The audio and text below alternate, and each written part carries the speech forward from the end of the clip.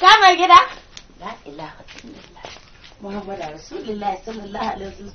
Wato kwana ma ɗaya kake nan kana. Da mai gida kai. Jarƙaniya. Ga mahaukaci na dutsen mari. Lahiya. Ita ta kawo haka kai lahiya kake. Zauna ba ara. A'a lahiya kake. A'a. Na ga da tashi. Makami na ne riƙa wallahi. Wai zama rebi. Sai ka akwai mahasada, akwai makiya. Ita fa ka ta kwasan shara. Kaka riƙewa ka riƙe makami. To, lishin lahiya ki ta san ƙarfe 2 na dare ina kwana. Wala har na fara maharke ga dutsen marana ya kira ni in shigo ofis ne in an shi abubuwan duniya. To mulkin ka ya zo daidai don wallahi dan baba ya ce masa ya kaso yanzu. Wa? Dan baba. Me ya kaso? Masa. Sa. Ƙarfe 2 na dare. Wai ki ce dan baba yana son masa kai bara. Wanga ciki. Tsaya in ba ka so ne yanzu in sa hannu in jibge shi ya kaka kwashe mu zuwa asibiti.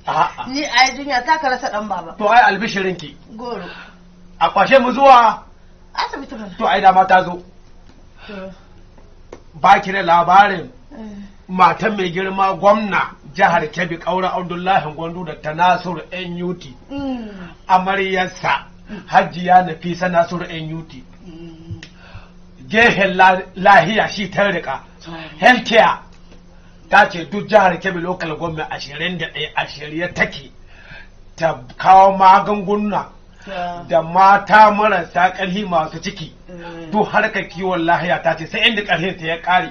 To ai ya ka ja ai kai wani albishar da ka ba su mai daɗi na amma kai mun asibiti da za ka yi ai ba na daɗi na ba don luguda shi na zan yi kahin ma mu isa kila ya mutu kaga ka huta. Shi dan baban? Ki lugure shi ba ara. Ban lugure shi. A baki da imani. To ya zai ce ni ya san da tsakiyar dare ga ce yana son masa kai in ci fuka ta ka so masa ka ce. Haba ba ara. Dan baban ga da ka ji da shi wai ki ce ki lugure shi. Shin me ka so? Masa.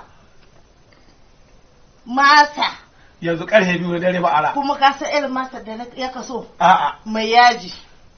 Ba wadda adda miya ba, masar da adda yaji kuma ta gero. Duk inda za ka samu wata kamun jiki ko yanzu ya sha luguda. Ka san yadda aka kirɓin dawo? Wallahi ban damu da ko mu tai tare ba amma ina kirɓe shi. A to buga gani. La ilaha illallah ke dakata ba ara. Bare ta iske Hajiya Nafisa. Ita rike da wallahi kiwon lahiya kwantar da hankalinki bare in tashi.